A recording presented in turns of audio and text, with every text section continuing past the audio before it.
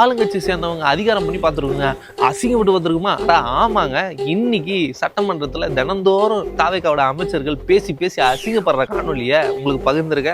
மறக்காம காணொலியை பார்த்துட்டு உங்க கருத்தை கீழே கமெண்ட் பண்ணிட்டு போங்க. நாங்க எந்திரிச்சோம்னா சபையை அவங்க பேசவே முடியாது. அதை மட்டும் அவைக்குழு நீக்குகிறேன். இல்ல வெளிநடப்பு பண்ண போகுது அப்படின்னு ஒரு தகவல் வெளியில தகவல் கிடைத்தது என்ற அந்த வார்த்தை நீக்கப்படுகிறது.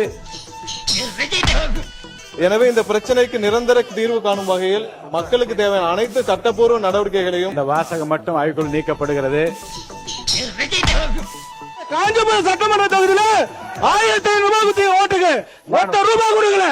வனத்துறை அமைச்சர் உட்காருங்க. அவர் குற்றச்சாட்டு சொல்லி அவைக்குழு நீக்கப்படுகிறது. சட்டமன்றத்தின் கண்ணியம் குறித்து நமக்கெல்லாம் சொல்லிக் கொடுத்திருந்தார். உண்மையில் சம்மதம் இல்லைங்க.